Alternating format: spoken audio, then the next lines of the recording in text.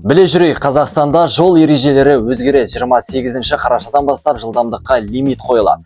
Қала немесе елді мекен ішінде жүрсеңіз, жылдамдықты сағатына 60 км-ден асыруға болмайды. Арнайы жол белгілері қойылған аймақтарда 90 км/сағат. Автобустар мен жүк көліктерінің максималды жылдамдығы сағатына 50 км болады. Тұрғын үйлердің ауласында 20 км-ден асырсаңыз, айыппұл арқалайсыз. Әсіресе камерадан қашып, тәртіп сақшысынан тығылып көшеде өзін форсаж кейіпкері сезініп жүргендер біле жүрсін.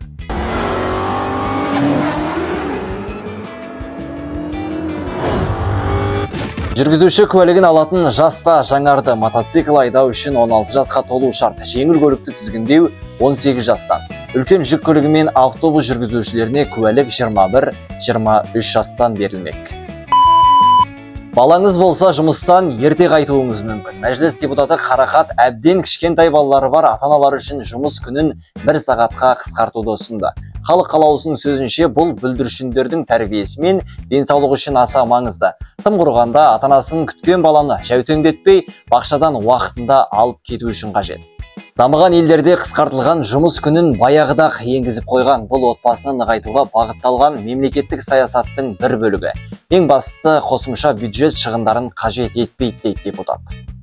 Қайттық! Сүйінші, енді астаналықтар да қайраттың ойындарын өз көзімен көре алады. Алматылық команда Чемпиондар Лигасы аясындағы қалған үйдегі ойындарын Астанадағы жабық стадионда өткізеді. Себебін біліп отырған шығарсыздар, қыс келіп қар жауады.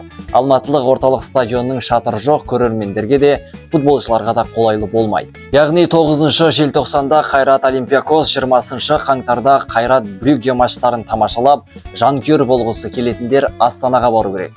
Біріншісінің билеттері 28 қарашада сатылымға шығады, ал бағасы қолжетімді 15 мың мен 50 мың теңге аралығында болмақ. Бұл аптаның жаңалықтарымен таныстырған мен Мейрамбек Ерболатұлы. Мейрамды күнде жолыққанша.